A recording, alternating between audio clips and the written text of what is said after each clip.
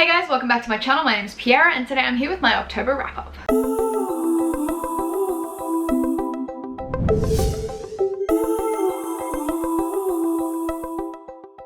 So it has been a week. This is probably my second video back after posting about what has happened. If you didn't know, like, don't blame me, don't follow me on social media. I had a heart attack last week, which was like super weird. I have a video linked above if you want to go and find out what the fuck was going on there. So I also had no fucking clue. But I'm okay-ish. I'm on the road to recovery, which will be a whole other thing that I might address in vlogs. Who knows? Who knows? I don't know myself. But I am alive, which apparently is the main thing. I'm feeling a lot more mortal now, which is the shit thing. But I mean, I guess I'll bring myself down to your level, whatever. Just kidding. I hate myself. Anyway, I did a lot of reading in October, and so I thought I would tell you about said reading. I DNF'd a couple books because I was powering through my Kindle. Best thing I've ever done, saving so much money, because if you read a book within 7 days and return it, you get a refund and then you can just buy a new book. So I've like smashed through so many books and DNF'd so many other books. It's been fantastic. I've also started releasing Nevernight related videos because that means Nevernight is coming soon. I will have a trailer for you next week. That will also have the official release date. So you will, if you follow me on social media, you'll see it. You'll see little bits and pieces. If not, then that's your loss and you'll just see it here when it comes out. I'm feeling a lot of things right now, all of them sick. So without further ado, let's get into it. So a lot of these books I now don't have in physical copy because that Kindle, the first book I read and abso-fucking-lutely loved was Seven Blades in Black by Sam Sykes. I have a review to it above. Such a great fucking book. It's like Mad Max meets Mages. We follow Sal the Cacophony as she essentially hunts down her revenge list, Arya Stark style. Sal is a protagonist. Mwah, my kind of protagonist. She's this bisexual, swearing, sex-having, morally grey badass, and I love her. The story has some cliches in it, has some tropes in it that I don't love, but I love Sal as a character so much and her relationship with her girlfriend so much that I was just like, I don't give a fuck, I'm into it. The magic system also, big fan. So this is a book I put off for a long time because of the cover. But like I said, big fan, so great, loved it. So I also read the prequel novella, which is technically written after, called The Gallows Black, which is about how Sal and her girlfriend met, essentially. And it's adorable and it's wholesome and I love it and I love them so much. So I would recommend Seven Blades in Black by Sam Sykes if you're after like a good adult high fantasy. Then I read Wilder Girls by Rory Power, which is not something I usually read, but I heard a lot about it and I was feeling the gaze at the time, which is essentially this weird, is it dystopian, is it sci-fi? It's probably sci-fi, of these young girls in a school that has been, what's the word? Contained, secluded, because of this outbreak of this disease that is having all these effects and killing all these girls. I didn't love it, like I finished it because it was a quick, easy read. The ending I thought was like open for another book, which it might be, but as far as I know it's a standalone. Didn't love it, didn't really get into the characters too much, wasn't a huge fan of the relationships, but it's a story that I read. Would probably make a cool film though. The first book I DNF'd was Silk and Steel, which, whoa, I kind of want to know what would happen if I just kept reading it. It's still on my Kindle, so I might finish it, but within the first 20 pages I was like, what the fuck? So it opens with a trigger warning on incest, right, which is fine. But then, so from what the 40% that I read is elves versus dragonborn. Dragonborn are like people that can morph into dragons and they hate elves. So this male elf has been captured by this dragon coven and the queen like fucks everyone, including her own sons. So there's this really weird graphic scene of her literally jacking off her son whilst belittling him. It's real weird. And it's essentially like the 40% I read was just weird dragon elf porn where they were just going on. Every second thought in the dragon's head was just how much he wants to fuck the elf and fuck the other dragons and fuck everyone and be jacked off by his mum. It was really weird to the point that like going back, I think I'm just gonna reread it just to figure out what the fuck it ended up like. Because I went in thinking like, oh cool, male-male romance, like that's what I want. And then it was just really weirdly glorified. And I was just like, not surprised, but also. Then I DNF'd The Girl the Sea Gave Back. This is another one that I've kept on my Kindle because I might reread it. At the time, I think I was doing something that I couldn't focus on, and so I wasn't really reading much. So that's another one I don't know too much about because of that reason, so I can't really give you a summary of it, but I might try and read that one again. And then I read Cry as Well by Nina Varela, which everyone has been going on about because of the female-female romance, and I found it lacking. This one is about two girls. One is an automata, essentially a robot. She was made. And the other one is a human who has lost everything because of the automas. Automas? I'm not actually sure. But I read this one because I wanted the gays, because that's all I care about now. I didn't like the story.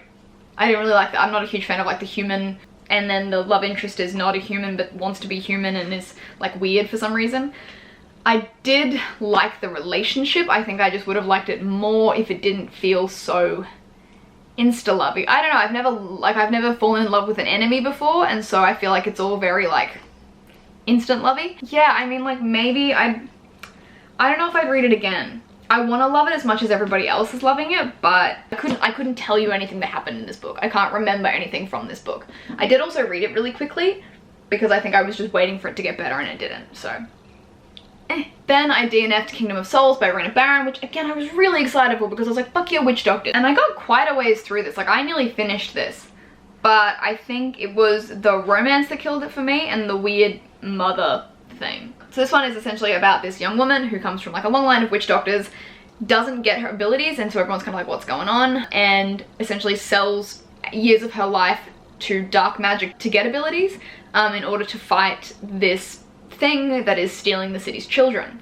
So I really wanted to love it. The world building is phenomenal. The magic system is fantastic. It was just the mother-daughter relationship that kind of killed it for me, and the romance kind of killed it for me as well. Then I tried to keep reading The Rage of Dragons by Evan Winters, which I started last month, and just like I think I'm just gonna DNF it. Like, I liked it. I like a revenge tale and the magic system is cool, but I can't, it's a debut novel and it kind of reads like a debut novel. So it's very tropey, it's very, the main character isn't overly enticing. He's very kind of naive, and I've seen it done better, essentially. Still, like I said, magic system and world building, really cool, but I'm more of a character reader, and so it wasn't speaking enough to me to want to keep reading. Like I said, I was just DNFing her left, right, and center. This is another one I will try to keep reading because I loved her other series, and that's The Never Tilting World by Rin Chapeko, who wrote the Bone Witch Saga, which I loved. This one is like a weird, sort of like sci-fi dystopian Mad Maxy sort of thing, so not so much fantasy, but with fantasy elements. And this one I'm only like 10-20% into, so I can't give you a full summary yet, but I do want to keep trying. So I just put it off for now, but I will go back to it because I really wanted to read Fireborn, which, oh my god, I loved it. I didn't know about Fireborn. I just saw a dragon and picked it up, and it's now being heralded as like the savior of YA, which I find really interesting. Fireborn is essentially a story about there was a revolution. So the dragon lords and their dragon riders ruled, and then the slaves and the workers and the regular people rose up and killed them and threw them and like overthrew them to make everyone equal and kind of give everyone the opportunity to ride dragons. But the final set of dragons were born. There's a dragon school. There's these two children who grew up in the orphanage. The boy is the son of the last dragon king who was spared, and the girl was just a slave worker. And they've also got like a bunch of friends. And so it's like there's a lot in this book. Like there's lots of history, there's lots of world building, there's lots of characters. But I really loved it. The slow burn in this is what kept me going because it is so slow, but I loved it. And like the only problem that I have with this book is that there was lots of things thrown in that probably didn't need to be thrown in. The other thing that I didn't really love as much when I wanted to was like the dragon bond. Like the dragon chooses the rider, which was cool, and there's like this weird link between the dragon and the rider, but it felt more like it's just your car. It's just how you feel about a car, as opposed to like a pet or a companion or a familiar. And familiars are like my favorite trope in the world. I wanted more of that, and I feel like this book felt bigger than it was. Like it felt like it took a long time because there was so much in it. I'm really excited for the next book. I'm really excited for the friendships in this. I'm really excited for the love in this, and I really liked it. I really liked Fireborn. It probably is the savior of YA. And then I read The Wolf's Call by Anthony Ryan, which is the new book in a new saga, going on from the last saga, The Raven's Shadow. So this story follows Valen, I think 10 years later, could be 30, don't think it's 30, 10 years later, after the events of Queen of Fire, in which, you know, he's trying to live his peaceful life as the Tower Lord. Another clan of people have risen up, a guy's made himself a god, and is trying to take over the world again. All that normal sort of stuff. Part of me wishes I reread the original trilogy first, but I was able to Google most of the questions that I had about like what happened to people or where people were, or I really liked it. I love Valen. Like he's nothing special, but I still love him, and I love all the characters around him, and I love the magic system and the abilities.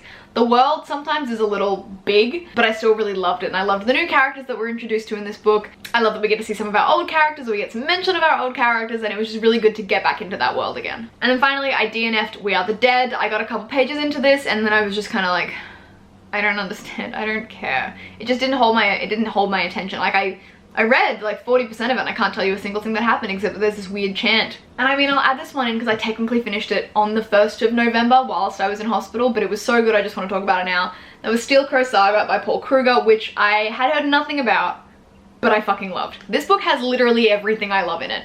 Literally everything. Every trope I love, every kind of character that I love, all of the above. So the Steel Crow Saga is a heist story with familiars, right? So already straight up my alley. We have a soldier with a curse, literally just reading off the back now, a prince with a debt, a detective with a grudge, and a thief with a broken heart. All of my favorite things, but they essentially needed to come together to deliver the prince and then defeat this evil guy, which like the characters really made this book for me. So we've got the most beautiful female romance I've ever seen in my entire life, and I love it. We've got an enemies to lovers romance, which I love. We've got transsexual rep, we've got bisexual rep, we've got lesbian rep, we've got gay rep, we've got ace rep, we've got literally everything in this book, and I love it. We've got familiars that are like actual familiars. I just love this book so much. It's really good. It's a lot, like there's a lot to take in. It's a big world. The magic system is so much fun, but this book was just so much fun, and I would love to hear about it from someone of like an Asian background, because I think it is heavily inspired or drawn from like Asian influence. The author himself is, I think, Filipino American, and so like a lot of the themes and the names and stuff are, I think, of Asian inspiration. So I would love to hear anyone's thoughts on it from that point of view, if it was truthful and good, because I fucking loved it, and I love this book. Please read Steel Crow Saga. Read that, and read Seven Blades in Black by Sam Sykes. Anyway, and I currently am reading The Name of All Things by Jen Lyons, which is the second book after Ruining Kings, which I fucking loved last year. Really thought I was gonna have to reread book 1 because it was such a mindfuck to remember to get into book 2. So far I'm doing okay, but it's gonna take a lot of brain power and a lot of time. Anyway, so that was my October wrap up. November will be hopefully just as good. Hopefully I'll read some more stuff. There's nothing at the top of my head that I can think of that I'm super keen to come out. I'm doing okay. Thanks for your positive thoughts. I'm a tough bitch, but I'm also mortal now, so that's a whole other thing. Anyway, let me know what you guys think in the comments down below, and I'll see you next time. Bye!